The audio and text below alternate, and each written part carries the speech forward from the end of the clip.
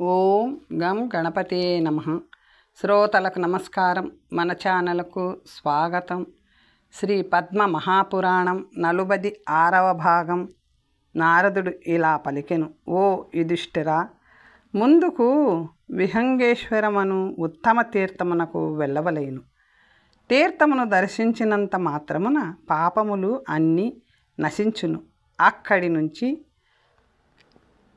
నర్మదేశ్వర తీర్థమునకు వెళ్ళి ఆ ఉత్తమ తీర్థంలో స్నానమాచరించువాడు స్వర్గలోకంలో పూజితుడగును. అక్కడి నుంచి అశ్వతీర్థమునకు వెళ్ళి అచ్చట స్నానమాచరించువాడు కీర్తిశాలి అయి సౌందర్యవంతుడై సకల భోగములను అనుభవించును. ఆ తరువాత బ్రహ్మచే నిర్మింపబడిన పితామహ క్షేత్రమునకు వెళ్ళి స్నానమాచరించి పితరులకు పిండ ప్రదానము చేయవలెను. మరియు తిల దర్భ సహితముగా జలమును సమర్పించవలెను. ఆ తీర్థ ప్రభావమున అన్ని అక్షయమగును. ఆ తరువాత సావిత్రి తీర్థమునకు వెళ్ళి స్నానం చేసిన వాడు పాప ప్రక్షాళితుడై బ్రహ్మలోకంలో పూజితుడగును. అక్కడ దగ్గరలోనే శుభకరమైన మనోహర తీర్థమున్నది. అచ్చట స్నానమాచరించువాడు పితృలోకములో పూజితుడగును. ఓ యుధిష్ఠిరా, అక్కడి నుంచి మానస తీర్థమునకు వెళ్ళి అచ్చట స్నానమాచరించువాడు రుద్రలోకంలో పూజితుడగును. ఆ తరువాత సర్వ పాప ప్రణాశికము ఉత్తమము అయిన క్రతుతీర్థమునకు వెళ్ళవలెను. ముల్లోకాలలో ప్రసిద్ధమైన ఈ తీర్థంలో స్నానమాచరించు వారికి ధన పుత్ర పశు ఆదిగా సర్వకామములు తీరును. ఓ రాజేంద్ర, అక్కడి నుంచి త్రిదశ జ్యోతి అని ప్రసిద్ధమైన తీర్థమునకు వెళ్ళవలెను. ఆ తీర్థంలోనే సువ్రతులైన ఋషికన్యలు జగదీశ్వరుడైన శివుని పతిగా కోరుతూ తపస్సు చేయుచుండిరి. వారి తపస్సునకు మెచ్చిన పరమేశ్వరుడు దండధరుడై వికృత వదనుడై జుగుప్సాకరమైన ఆకారముతో వారిని వరించుటకు వారి ముందుకు వచ్చెను. కన్యాబుద్ధిని ఎవరు సేవింతురో వారు కన్యాదాన ఫలమును పొందుదురు. అక్కడ దశకన్య తీర్థములో ఎవరు స్నానమాచరించి దేవుని అర్చింతురో వారి పాపములన్నీ నశించును. అక్కడి నుంచి స్వర్గబిందు తీర్థమునకు వెళ్ళవలేను. అచ్చట స్నానమాచరించిన వాడు దుర్గతిని పొందడు. అక్కడి నుంచి అప్సరేశమునకు వెళ్ళి స్నానమాచరించవలేను. ఇక్కడ స్నానమాచరించిన వాడు నాగలోకము వెళ్ళి అక్కడ అప్సరసలతో ఆనందించును. అక్కడి నుంచి ఉత్తమమైన నరక తీర్థమునకు వెళ్ళవలేను. ఈచ్చట స్నానమాచరించిన వాడు నరకమునకు వెళ్ళడు. అక్కడి నుంచి భారభూత తీర్థమునకు వెళ్ళవలేను. అచ్చట ఉపవాస తత్పరుడైన శివుని రూపమైన విరూపాక్షుని అర్చించిన వాడు రుద్రలోకములో పూజితుడగును. ఈచ్చట స్నానమాచరించిన వాడు ఎచ్చట మరణించినను గుణములకు అధిపతి అగును. కార్తీక మాసములో ఈశ్వరుని పూజించువాడు 100 రెట్లు అశ్వమేధ యాగ ఫలమును పొందును అని విద్వాంసులు చెప్పుదురు. 100 ఘృత పూర్ణ దీపములను సమర్పించువాడు సూర్య సదృశమైన విమానమునెక్కి శంకరుడున్న చోటుకు వెళ్ళును. శంఖము వలెను, కుంద పుష్పము అంటే మల్లెపువ్వు వలెను, చంద్రుని వలెను ఉన్న వృషభమును దానమిచ్చువాడు వృషభయుక్తమైన వాహనములో రుద్రలోకము చేరును. ఓ నరాధిప, ఈ తీర్థములో తేనె కలిపిన పాయసము, వివిధ రకములైన భక్ష్యములు 1 పాత్ర దానమివ్వవలెను. ఓ రాజేంద్ర, యథాశక్తిగా భోజనము పెట్టించి దక్షిణ సమర్పించవలెను. ఇలా చేయడం వలన ఈ తీర్థ ప్రభావమున ఫలితము 1,000,000 రెట్లు కలుగును. నర్మదా నది యందు స్నానము చేసి శివపూజ చేయువాడు తీర్థ మహిమ వలన ఎన్నటికీ దుర్గతిని పొందడు. ఈ తీర్థంలో దేహత్యాగము చేయువాడు సర్వపాపముల నుంచి విముక్తిని పొంది శివుడు ఉండుచోట వసించును. ఈ తీర్థములో జలప్రవేశము చేయువాడు అంశయుక్తమైన వాహనమెక్కి రుద్రలోకము వెళ్ళును. చంద్ర సూర్యులు హిమవత్ పర్వతము గంగా నది ఉన్నంత వరకు స్వర్గలోకంలో గౌరవింపబడును. ఎవరైతే ఈచ్చట ఉపవసింతురో వారు తిరిగి గర్భవాసమును పొందరు. ఓ రాజేంద్ర, అక్కడి నుంచి అటవీ తీర్థమునకు వెళ్ళవలేను. ఈచ్చట స్నానము చేయువారు ఇంద్రుని అర్ధాసనము పొందును. అక్కడి నుంచి సర్వపాపములను నశింపచేసేది శృంగతీర్థమునకు వెళ్ళవలేను. అచ్చట స్నానం ఆచరించువాడు ఖచ్చితముగా గణేశ్వరుడగును. ఎవరండి? ఏరండి మరియు నర్మదానది, ఏరండి మరియు నర్మదానది సంగమ ప్రదేశము మహాపుణ్యము, సర్వపాప ప్రణాశనమనున్నది లోక విదితము. ఉపవాసపరుడై నిత్యము బ్రహ్మధ్యాన పరాయణుడైన వాడు ఈచ్చట స్నానం ఆచరించినచో బ్రహ్మహత్య దోషము నుంచి దూరుడగును. ఓ రాజేంద్ర, అక్కడి నుంచి నర్మదానది సముద్రమును కలియు సంగమము వద్దకు వెళ్ళవలేను. జనార్దనునికి సిద్ధిప్రదమైన జమదగ్ని క్షేత్రమును సేవింపవలేను. ఈ సంగమ ప్రదేశములోనే పూర్వము ఇంద్రుడు అనేక యజ్ఞములను చేయించెను. ఈచ్చట స్నానమాచరించు నరుడు సంగమములో అశ్వమేధయాగ ఫలమును 3 రెట్లు పొందును. పశ్చిమ సముద్ర సంగమము ముక్తికి ద్వారము. అచ్చట దేవతలు, గంధర్వులు, సిద్ధచారణులు దేవేశుడైన విమలేశ్వరుని 3 సంధ్యలయందు ఆరాధింతురు. విమలేశ్వర తీర్థములో స్నానాదులు ఆచరించువారు సర్వ పాపముల నుంచి విముక్తులై రుద్రలోకములో పూజింపబడుదురు. రాజేంద్ర, అక్కడి నుంచి ఉత్తమమైన కేశినీ తీర్థమునకు వెళ్ళవలేను. ఇచ్చట ఉపవాస పరాయణుడై ఒక రాత్రి ఉపవసించి స్నానమాచరించి నియతుడై ఉండువాడు బ్రహ్మహత్యా దోషము నుంచి ముక్తిని పొందును. ఆ తరువాత సర్వతీర్థాభిషేక తీర్థములో సాగరేశ్వరుని దర్శించవలేను. ఇచ్చట 1 యోజన విస్తీర్ణములో సుడుల మధ్య ఈశ్వరుడు వసించును. ఇచ్చట ఈశ్వరుని దర్శన మాత్రమున సర్వతీర్థముల యాత్రాఫలము లభించును. సర్వపాప ప్రక్షాళితుడై రుద్రలోకమును పొందును. అమరకంటకము నుంచి నర్మదా సంగమము వరకు 10 కోట్ల తీర్థములున్నవి. దివ్యజ్ఞానులైన కోట్ల కొలది ఋషులు నిత్యము అగ్నిహోత్రములను ఆచరిస్తూ వివిధ యజ్ఞములను ఆచరిస్తూ తీర్థాటన చేయుచుందురు. అందువలన సర్వకామములను ప్రసాదించే తీర్థములను భక్తితో సేవింతురు.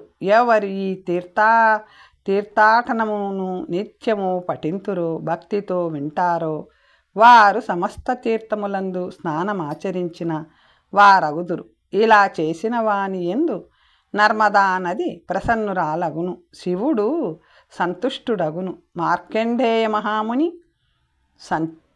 సంతుష్టుడగును, సంతానహీనులకు పుత్రుడు జన్మించును, దౌర్భాగ్యశాలి సౌభాగ్యశాలి అగును, వివాహము కోరుకుని వారికి యోగ్యులైన కన్య లభించును. ఎవరెవరు ఏమి కోరుకుందురో వారికి ఆయా ఫలములు లభించును. బ్రాహ్మణునకు వేదజ్ఞానము కలుగును, క్షత్రియునకు విజయము, వైశ్యునకు ధాన్య లాభము, శూద్రునకు సద్గతి కలుగును, మూఢునకు జ్ఞానము లభించును. 3 సంధ్యలయందు పఠించువాడు నరకమును చూడడు మరియు నీచ జన్మను పొందడు. గంధర్వ కన్యల కథ. నారదుడిలా పలికెను: ఓ రాజా, నర్మదా తీర్థ గుణమును నీకు వినిపించాను. పూర్వకాలంలో గంధర్వ కన్యలకు కలిగిన ఘోరమైన శాపము ఈ రేవానది అంటే నర్మదా నది అని, నర్మదా నదిని రేవా అని కూడా అందురు. జలబిందువులను అగ్నిచే దగ్ధమైనవి. రేవానది నీటి బిందువులు కూడా మానవుని బంధ విముక్తిని గావించును. యుధిష్ఠిరుడు ఇలా పలికెను: పూజ్యుడా, ఈ కన్యలకు ఎవరి వలన శాపము కలిగినది? వారు ఎవరి పుత్రికలు? వారి నామములేమి? వారి వయసు ఎంత? వారు రేవానది జలాల వలన శాప విముక్తులెలా అయ్యారు, వారెక్కడ స్నానం ఆచరించారు, ఈ వివరములన్నీను దయచేసి చెప్పవలేను. నర్మదా నది తీర్థ మహత్యము చమత్కారముగానున్నది. ఎందుకంటే రేవానది వృత్తాంతమును విన్నవారికి కూడా పాపములు హరించును. నర్మదా నర్మదా అని పలికేవారు చంద్రుడు తారలు ఉన్నంత వరకు శాశ్వతమైన ముక్తిని పొందును. పూర్వము రేవానదీ మహత్యమును నీవు చెప్పావు, అయినా కూడా ఈ చరిత్రను చెప్పవలేను. మనీషులు విద్వాంసులు ఎల్లప్పుడూ ఉత్తమ చరిత్రలను వినుటయందు కుతూహలము కలిగి ఉందురు.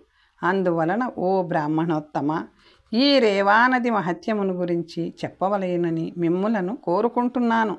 ఓ నారద మహర్షి, ఉజ్వలమైన ఆ కన్యల చరిత్రను ఇతిహాసమును మాకు చెప్పలేను అనెను. అప్పుడు నారదుడు ఇలా పలికెను. ఓ రాజశార్ధూలా, ధర్మగర్భితమైన ఆ ఉత్తమ కథను చెబుతాను విను. అరణిలోని అంటే అగ్ని ఉన్నట్లే బ్రహ్మలో ధర్మం ఉన్నట్లు ఈ కథలో ధర్మము నిండి ఉంది. సుఖ సంగీతి అను గంధర్వునికి ప్రమోహిని అను కుమార్తె ఉన్నది. సుశీలుడను గంధర్వునికి సుశీల అను పుత్రికయు, స్వరవేది అను గంధర్వునికి సుస్వర అను పుత్రికయు ఉండిరి. అలాగే చంద్రకాంతుడను గంధర్వునికి సుతార అను కుమార్తెయు, సుప్రభుడు అను గంధర్వునికి చంద్రిక అను కుమార్తెయు కలిగిరి. ఆ అప్సరసల నామములు ఇవే. ఈ 5గురు సౌందర్యవతులై యుక్త వయస్సునకు వచ్చిరి. వీరు 5గురు ఎల్లప్పుడూ అన్యోన్యముగా సోదరిల వలె ఒకరితో ఒకరు మాట్లాడుచుండిరి. వారు చంద్రుని నుంచి వెడలిన చంద్రిక అంటే వెన్నెల వలె ప్రకాశించుచుండిరి. చంద్రుని వంటి ముఖముతో సొగసైన కురులతో చంద్రకాంత వలె వెలుగుచుండిరి. లావణ్యపు ముద్దలతో సృష్టింపబడిన వీరి సౌందర్యము మనోహరము. తెల్లని కలువల నడుమ చంద్రిక వలె దేవతల నడుమ వీరు విలసిల్లిరి, శోభించిరి. పుట్టుకొస్తున్న కుచ యుగ్మములతో శోభిస్తున్న ఆ కన్యకలు వసంత ఋతువులోని మొగలి పువ్వు వలె కనిపించిరి. క్రొత్తగా వచ్చిన యౌవనముతో చిగురులతో శోభిస్తున్న లతల వలె శోభించిరి. వారి శరీర వర్ణము గౌరవర్ణము అంటే బంగారు వర్ణము. వారి శరీరము బంగారము వంటి కాంతి కలిగి ఉండెను. వారు బంగారు ఆభరణములను ధరించి సంపంగి పూలమాలను ధరించిరి. వారు ధరించిన వస్త్రములు కూడా బంగారు వర్ణము కలిగినవై ఉండెను. ఈ కన్యలు స్వరముల ఎందును, రాగముల ఎందును, తాళముల ఎందును, వేణు వాద్యము ఎందును, వీణావాద్యమునందు, మృదంగము వాద్యమునకు సమానముగా నర్తన చేయుట ఎందును, చిత్రలేఖనాది కళల ఎందును విశారదులైరి. ఈ విధముగా వివిధ కళలలో ప్రావీణ్యులై మనస్సుకి ఆనందము కలిగించే వివిధ క్రీడలు ఆడుతూ తండ్రి లాలనకు పాత్రులై కుబేరుని నివాసములో సంచరించుచుండిరి. వసంత ఋతువులో ఒకనాడు ఉత్సాహంతో ఒక వనములో నుంచి మరొక వనమునకు వెళుతూ ఆ వనాలలో మందార పుష్పములను సేకరిస్తూ గౌరీదేవిని ఆరాధించుటకు అచ్చోద సరోవరమునకు వచ్చిరి. శుద్ధ స్ఫటికములతోనూ వైఢూర్యములతోనూ చేయబడిన స్నాన ఘట్టములలో స్నానము చేసి సువర్ణ కమలములను సేకరించి దివ్య వస్త్రములను ధరించిరి. ఆ తరువాత మౌనముగా మన్నుతో గౌరీదేవిని రూపమును తయారు చేసి సువర్ణ ఆభరణములు మరియు ముత్యపు ఆభరణములతో అలంకరించిరి. అనంతరము చందనము గంధము విచ్చుకొనుచున్న మొగ్గలతోనూ గౌరీదేవిని చక్కగా అర్చించిరి. భక్తితో వివిధ రకములైన భక్ష్య భోజ్యములను సమర్పించి సంగీతయుక్తముగా నాట్యము చేసిరి. ఉచ్చస్వరములో పాటలు పాడుతూ భావపూర్వకముగా రాగయుక్తముగా తారస్థాయిలో అక్షరములతో మధురముగా పాడిరి. ఇలా ఆ కన్యకులు రసాభావ వర్షములో సంతోషముతో నాట్యగానములలో మునిగి ఉండగా వేద నిధి అనే ముని ఒక్క జ్యేష్ఠపుత్రుడు స్నానార్థమై ఉత్తమమైన అచ్చోద తీర్థమునకు వచ్చెను. అతని రూపమునకు అవధులు లేవు, అంత అందముగా ఉన్నాడని అర్థం. సంపూర్ణముగా విచ్చుకొన్న పద్మముల వంటి కన్నులు కలవాడు, విశాలమైన వక్షస్థలము కలవాడు. ఆయన ఆ మునికుమారుని ముఖము ఎంతో సుందరముగా ఉన్నది. అతని చేతులు దీర్ఘములై కోమలముగా నున్నవి. అతని శరీరము శ్యామవర్ణము కలిగి రెండవ మన్మధుని వలె బాసిల్లెను. ఈ బ్రహ్మచారి మంచి శిఖ కలిగి చేతిలో సన్యాసి దండము ధరించి వస్తూ ఉంటే ధనస్సు చేత ధరించిన మన్మధుని వలె శోభించెను. అతడు ముద్రాధరుడై కృష్ణాజినము ధరించెను. అతని నడుమునకున్న మేకలము బంగారమును పోలి ఉండెను. ఆ బ్రాహ్మణుని సరోవర తీర్థములో కాంచిన ఆ బాళామణులు అత్యంత కుతూహలముతో సంతోషముతో ఈతడు మనకు అతిథి అని భావించిరి. వ్యాధుని బాణములకు గురి అయిన హరిణముల వలె అతనిని చూసిన తక్షణము మన్మధుని బాణములచే కుచ్చబడినట్లు నృత్య గీతములను వదిలి అతనిని వీక్షించుటయందు తత్పరులై ఉండిరి. సంభ్రమముతో ఈ 5 కన్యలు ఒకరితో ఒకరు చూడు చూడు అని చెప్పుకుంటూ అతడు కామదేవుడని భ్రమించిరి. కమలముల వంటి నయనములతో ఆ తరుణీమణులు అతనిని పదే పదే అర్చించి ఒకరితో ఒకరు ఇలా విమర్శించుకొనిరి. ఈతడు మన్మధుడైనచో రతీదేవి లేకుండా ఎలా ఉండగలడు? ఈతడు అశ్వినీ దేవతలా కాదు. అశ్వినీ దేవతలైనచో వారు ఒకరితో ఒకరు ఉండియే సంచరింతురు. ఈతడు కామరూపము ధరించిన గంధర్వుడా, లేక కిన్నెరుడా, లేకపోతే సిద్ధుడా, అథవా ఈతడు ఋషిపుత్రుడా? ఈ మనుజోత్తముడు ఇంకెవరై ఉండవచ్చు? పూర్వజన్మలో చేసిన సుకృతముల ఫలము భాగ్యవంతులకు నిధి లభించున్నట్లు మన కోసం బ్రహ్మదేవుడు ఈతనిని సృష్టించాడా? లేక మాచే పూజింపబడిన గౌరీదేవి కరుణాజలముల అలలచే తడసిన చిత్తముతో ప్రసాదించిన ఉత్తమ వరుడా? నేను ఇతనిని వరింతును, నీవు ఇతనిని వరించు, ఈమె కూడా ఇతనిని వరించును అని ఈ 5 కన్యలు పరస్పరము చెప్పుకొనిరి. మధ్యాహ్న క్రియలు ముగించిన తరువాత వీరి వచనములను విన్న ఋషికుమారుడు మనస్సులో ఇలా ఆలోచించసాగెను. పూర్వము ఘాదీపుత్రుడు అంటే విశ్వామిత్రుడు, పరాశరుడు వంటి వారు మరియు కంఠుడు, దేవలుడు మొదలగు బ్రాహ్మణులు తపోబలము కలవారైనను స్త్రీలచే మోహింపబడిరి. ఇది చాలా అద్భుతమైన విషయం. స్త్రీల చూపులనెడి బాణములతో భ్రూలతలను ధనుస్సులో సంధించి మన్మధుడు ప్రయోగిస్తే మనస్సునెడి జింక పడకుండా ఉంటుందా? ఎంతవరకు నీతి జ్ఞానము ప్రకాశిస్తూ ఉంటుందో, ఎంతవరకు లోకాపవాద భీతి ఉంటుందో, ఎంతవరకు దృఢచిత్తుడై ఉంటాడో, ఎంతవరకు వంశంపై మమత ఉంటుందో, ఎంతవరకు తపోబలము కలిగి ఉంటాడో అంతవరకు శాంతమైన మనస్సు కలిగి ఉంటాడు. స్త్రీల దృష్టి పాతమను మధ్యమము త్రాగిన వాని ఎందు ఈవన్నీయు శూన్యము. మనోహర స్త్రీలు అనురక్తుడైన పురుషుని తమ లలిత శృంగార చేష్టలతోనూ మనోహర విలాసముతోనూ పిచ్చివానిగా చేసెదరు. స్వధర్మ రక్షణాపరుడనైన నన్ను ఈ స్త్రీలు తమ చేష్టలతో నన్ను ముగ్ధుని చేసి మదమత్తునిగా చేసి నన్ను మోహింప చేసెదరు. కామమోహితులైన పురుషులు మూఢులై మాంస రక్త మల మూత్రముతో నున్న అశుచికరమైన దేహమునందు సౌందర్యమును ఆరోపించి కామముతో వారిని కూడుదురు. నిర్మల స్వభావులైన సాధువులు బుధులైన వారు శ్రీ మహా అనర్థమునకు కారణమని చెప్పుదురు. అందువలన వారు నన్ను సమీపించుటకు ముందే నేను నా గృహమునకు వెళ్ళెదను.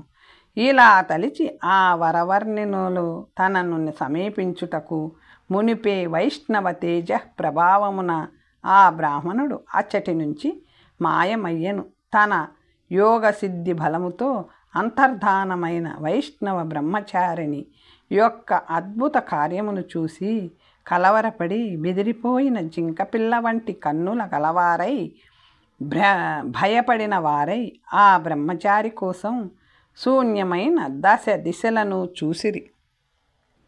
కన్యలు ఇలా పలికిరి, ఇతడు ఇంద్రజలమునందు నిపుణుడై ఉంటాడు, లేకుంటే కన్నులెదురుగా ఉన్నవాడు అకస్మాత్తుగా ఎలా మాయమవుతాడు అని పరస్పరము చెప్పుకొనిరి. దావానలం అడవి అంతటా వ్యాపించినట్లు విరహాగ్ని ఈ కన్యల హృదయమంతటా వ్యాపించినది. ఓ కాంతుడా, నీ ఇంద్రజాల విద్యను చాలించి సత్వరమే నీ దర్శనము నివ్వు. కబళము నోటిలోనికి వెళ్ళకముందే ఆహారములో పడిన మక్షికము వలె చేయుట నీకు పాడి కాదు. ఆహా, ఎంత కష్టము వచ్చినది! నువ్వు మాకు ఎందుకు కనిపించావు? మాకు మహాసంతాప కారణమైన నిన్ను ఆ బ్రహ్మదేవుడు ఎందుకు సృష్టించాడు? దుఃఖితులమైన మా ఎందు ఎంత మాత్రము కరుణ లేనంతటి నిర్దయుడవా? నీవు క్రూరుడవా? మా మనస్సులను అపహరించుచున్నావా? మా యందు నమ్మకము లేదా? మా యందు నమ్మకము లేదా? లేక మమ్ములను పరీక్షించుచున్నావా? మా యందు నీకు మమత లేదా? లేక నీవు మాయా విద్య విశారదుడవా? మా మనస్సులలో లాఘవముగా ప్రవేశించు విద్యలో చతురుడవా? అటులైన ఆ మనస్సులో నుంచి నిష్క్రమించు. విద్య నీకు తెలియదా? మా అపరాధము లేకుండా ఎందుకు నీకు మా యందు అంత కోపం? విరహము వలన పరులయందు దయించిన దుఃఖము నీకు తెలియదా? ఓ ప్రాణేశ్వర, ఇప్పుడు నిన్ను దర్శించుకున్న మేము జీవింపచాలము. నిన్ను చూస్తామన్న ఆశతోనే మేము జీవిస్తున్నాము. నీవు ఉన్న చోటికి మమ్మల్ని వెంటనే తీసుకొని వెళ్ళు. ఆ బ్రహ్మదేవుడు నీ దర్శనమును అపహరించి మా సంతోషమును మొలకను ఛేదించాడు. మా యందు దయతలిచి నీ దర్శన భాగ్యమును ప్రసాదించు. సజ్జనులు పరుల విపత్తును సహించరు. ఈ విధముగా విలపిస్తూ చాలా సమయము వేచి చూచి తండ్రి భయము వలన ఇంటికి వెళ్ళుటకు పయనమయ్యిరి. అనురాగ పాశములు చిక్కుకొని విరహముచే విక్లబులైన అంటే దుఃఖితులైన ఆ కన్యలు ధైర్యము కూడగట్టుకొని తమ తమ గృహములకు వచ్చిరి. వస్తూనే వారు వారి తల్లుల పాదముల వద్ద పడిరి. వారి చేష్టలను చూసిన తల్లులు ఏమిటిది, ఎందుకింత ఆలస్యమైనదని వారి తల్లులు ప్రశ్నించిరి. అప్పుడు కన్యలు ఇలా పలికిరి, అచ్చోద సరోవరములో కిన్నెర స్త్రీలతో కలిసి ఆడుకొనుచుండగా సమయమే తెలియలేదు, అందువలననే ఆలస్యమైనది అమ్మా. మేము దారిలో చాలా అలసిపోయాము, అందువలన మా శరీరములు సంతప్తమై ఉన్నవి. భ్రాంతి వలన మేము ఇప్పుడు మాట్లాడలేము. నారదుడు ఇలా పలికెను. ఆ బాలికలు ఈ విధముగా తమ తల్లుల నుంచి అసలు విషయం దాచి తమ భావములను బహిర్గతము కాకుండా జాగ్రత్తపడి మణిమయమైన నేలపై పొర్లాడిరి. వారిలో కొందరు ఆనందము కోసం పెట్టుకున్న మయూరమును ఆడించుట మానిరి. ఇంకొకరు పంజరములోనున్న చిలుకకు పాఠములు చెప్పలేదు, మాటలాడలేదు. మరొక్కరు తమ ముంగిసను లాలించుట మానిరి. ఇంకొకరు అత్యంత మోహముతో కొంగలతో క్రీడలు మానెను. ఆ బాలికలు వారి వారి మందిరాలలో ఎటువంటి వినోదము లేకుండా, దేనియందు ధ్యాస లేకుండా ఉండి, బంధువులతో సరిగా మాట్లాడకుండా, వీణ వాయించుట యందు ఆసక్తి లేకుండా ఉండిరి.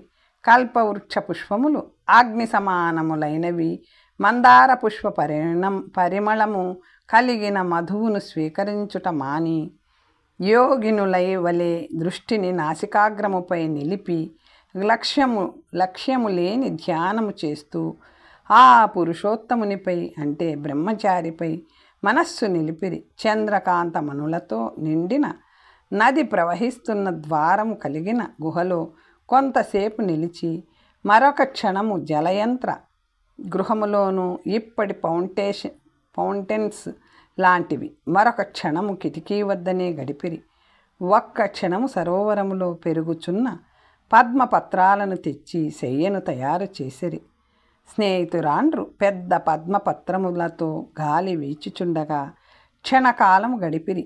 ఈ విధముగా ఆ కన్యకామణులు ఆ ఒక్క రాత్రి ఒక్క యుగముగా గడిపిరి. చిత్త చాంచల్యముతో జ్వరగ్రస్తుల వలె కష్టమును అనుభవించిరి. మరునాడు ఉదయం ఆకాశములో మణివలె ప్రకాశించుచున్న సూర్యుని చూసి తాము జీవించి ఉన్నామని తెలుసుకొని వారు తమ తమ తల్లుల వద్ద అనుమతి తీసుకొని గౌరీదేవిని పూజించుటకు బయలుదేరిరి. విధి విధానముగా అచ్చోద సరోవరములో స్నానమాచరించి ధూప పుష్పాలతో ఆ దేవిని పూజించి గానము చేస్తూ అక్కడే కూర్చుండిరి. ఇంతలో స్నానార్థము తండ్రి ఆశ్రమము నుంచి అచ్చోద తీర్థమునకు వచ్చిన ఆ బ్రహ్మచారిని చూసిన తక్షణమే ఆ కన్యల ముఖములు సూర్యుని కాంచిన పద్మముల వలె వికసించినవి. ఆ కన్యలందరూ బ్రహ్మచారి సమీపమునకు వెళ్ళి ఒకరి చేతులు ఒకరు పట్టుకొని ఏర్పడిన భుజపాశములతో అతనిని బంధించి ఇలా పలికిరి. ఓ ప్రియా, నిన్న మమ్మల్ని తప్పించుకొని వెళ్ళిపోయావు. ఈరోజు ఆ అవకాశం లేదు. మేము నిన్ను కోరుకున్నాము. ఇక విచారణకు అవకాశము లేదు. బాహుపాశముల మధ్య చిక్కుకున్న ఆ బ్రహ్మచారి వారి మాటలు విని నవ్వుతూ ఇలా పలికెను. మీరు చెబుతున్నది హితకరముగానున్నది. అయితే గురుకులంలో ఇంకా విద్యాభ్యాసం ముగించని నాకు వ్రతభంగం అవుతుంది. పండితుడైన వాడు ఏ ఆశ్రమంలో ఏ ధర్మమును పాటించవలయునో దానిని పాటించును. ఓ కన్యలారా, ఇప్పుడు నేను బ్రహ్మచారిని కాబట్టి వివాహము నా ధర్మము కాదు అని నీ అభిప్రాయము. అతని మాటలు వినిన ఉత్తమ స్త్రీలు వసంత ఋతువులోని కోకిలల వలె మధురమైన ధ్వనితో ఉత్కంఠతో బ్రాహ్మణునితో ఇలా పలికిరి. ధర్మము ద్వారా అర్థము, అర్థము ద్వారా కామము, కామము నుంచి సుఖము సంపదలు పొందవలెనని దృఢచిత్తులైన పండితులు చెప్పారు. నీ వాచరించిన ధర్మము వలన కామము తనంతట తానే నా ముందు నిల్చుంది. కామభోగములకు అనువైన ఈ భూమి యందు నీకిష్టమైన భోగములను అనుభవించు. వారి మాటలు విన్న ఆ బ్రహ్మచారి వారితో గంభీరముగా ఇలా పలికెను. మీరు చెప్పినది నిజమే. అయితే నా వ్రతము నాకత్యంత ఆవశ్యము. గురువాజ్ఞ లభించనిదే నేను గృహస్థాశ్రమము స్వీకరించను అన్న బ్రాహ్మణుని వచనములు విని, ఓ సుందర, నీవు నిజంగా మూర్ఖుడివి. తనంతట తానుగా వచ్చిన సిద్ధ ఔషధాన్ని, రసాయనాన్ని, సిద్ధిని, నిధిని, ఉత్తమ కులము నుంచి వచ్చిన స్త్రీని, సిద్ధ రసాన్ని పండితుడైన వాడు ఉత్తమ భావంతో స్వీకరించి సేవించవలేను. దైవము అనుకూలించడం వలన తాను ఆచరించిన కార్యము ఫలోన్ముఖమైనచో ఆ ఫలము తిరిగి లభించదు. అందువలన ఆలస్యము చేయకుండా చేతికి వచ్చిన ఫలాన్ని సేవించుట ప్రశస్తము. విషము నుంచి కూడా అమృతము స్వీకరించాలి. అపవిత్రమైన దానిని నుంచి మన్ను మొదలగునవి కూడా బంగారమును స్వీకరించవలేను. నీచుని వద్దనున్న ఉత్తమమైన జ్ఞానాన్ని స్వీకరించవలేను. దుష్కులములో జన్మించినను ఉత్తమ స్త్రీని తప్పక వివాహం చేసుకొనవలేను. సత్కులములో పుట్టి నిర్మలులైన వారిని, దృఢమైన అనురాగము గల వారిని, స్నేహపూర్వకముగా మాటలాడు వారిని, స్వయంవరానికి సిద్ధమైన వారిని, యవ్వన సౌందర్యములతో నిండిన కన్యలు ధన్యులకు మాత్రమే లభించును. ఇతరులకు అవకాశమే లేదు. సురసుందరులమైన మేమెక్కడా? నిత్యము తపమాచరిస్తున్న వటుడవు నీవెక్కడా? ఇంత వ్యత్యాసమున్నను నీ యందు మోహము కలిగించుటకు ఆ బ్రహ్మదేవుడే సమర్థుడు. అందువలన గాంధర్వ వివాహ పద్ధతిలో మమ్మలను ఈ క్షణమే వరించు, లేకపోతే మేము జీవించము అని పలికిరి. ధర్మజ్ఞుడైన ఆ బ్రాహ్మణుడు వారి మాటలు విని ఇలా పలికెను. ఓ మృగాక్షులారా, ధర్మమును పురుషార్థమునే ఆశ్రయించి జీవించువారు ధర్మమునెలా త్యాగము చేయుదురు? ధర్మ అర్థ కామ మోక్షములు విధి విధానముగా అనుష్ఠించుట వలన మాత్రమే అది ఫలప్రదము, లేకుంటే అవి నిష్ఫలములు. ఇంతకాలము దృఢవ్రతుడనై ఈనాడు సమయము కానప్పుడు మిమ్ములను వివాహమాడజాలను. కాలము తెలియకుండా ప్రవర్తించువాడు ఎన్నటికీ ఫలితమును పొందజాలడు. ధర్మ విచారములో లగ్నమైన మనస్సు కల నేను మిమ్మలను ఇప్పుడు ఖచ్చితముగా వివాహము చేసుకోలేను. బ్రహ్మచారి ఉద్దేశమును గ్రహించిన ఆ కన్యలు ఒకరినొకరు చూచుకొనిరి. వారందరూ ఒకరి చేతులు ఒకరు వదిలిరి. వారిలో ప్రమోహిని బ్రహ్మచారి కాళ్ళు పట్టుకొనగా సుశీల సుస్వరులు 2 చేతులు పట్టుకొనిరి. సుతార అలిగించుకొనగా చంద్రిక బ్రహ్మచారి ముఖమును ముద్దు పెట్టుకొనెను. ఇంత జరిగినను కూడా బ్రహ్మచారి చలించలేదు. కానీ ప్రళయకాలములోని అగ్నివలే కోపముతో జ్వలిస్తూ వారినిట్లు శపించెను. పిశాచముల వలె నన్ను అంటుకున్న మీరు పిశాచములు కండి. ఇట్లు శపించబడిన పిదప ఆ కన్యలు బ్రహ్మచారిని వదిలి అతని ముందు నిలబడి ఇలా పలికిరి. ఇదేమి చిత్తచాంపల్యముతో ఇలా చేయవచ్చునా? ప్రియము కలిగించే పనిచేసి సంతోష పెట్టాలనుకునే వారికి ఈ విధముగా అప్రియము కలిగించవచ్చునా? ధర్మకంటకుడవైన నీవు ధిక్కరింప తగినవాడవు. అనురక్తులకు భక్తులకు మిత్రులకు ద్రోహము చేయువానికి ఇహలోకములోను పరలోకములోను సౌఖ్యము నశించునని మేము విన్నాము. అందువలన నీవు కూడా మా శాపము వలన సత్వరమే పిశాచివి కమ్ము. ఈ విధముగా ఆ కన్యను నిట్టూర్పు విడుస్తూ తమ క్రోధమును ప్రకటించిరి.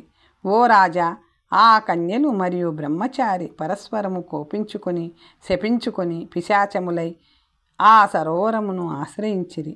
మగ పిశాచము మరియు ఆడపిశాచములు దారుణముగా రోధించసాగిరి. పూర్వజన్మలో చేసిన కర్మ ప్రభావము వలన లభించిన కర్మఫలమును సమయమాసన్నమైనప్పుడు దేవతలనైనను నీడవలే వెన్నంటును. ఈ విధముగా పిశాచ రూపములను పొందిన బాలికలు తల్లిదండ్రులు అన్నదమ్ములు రోధించసాగిరి. విధిని తప్పించుకొనుట ఎవరికి సాధ్యము? అప్పటి నుంచి ఆ పిశాచములు ఆహారమునకు ఎంతో దుఃఖమును పొంది అలా ఆ సరోవర తీర్థములో వసించిరి. తర్వాత కథ వచ్చే భాగంలో తెలుసుకుందాం. నమస్తే.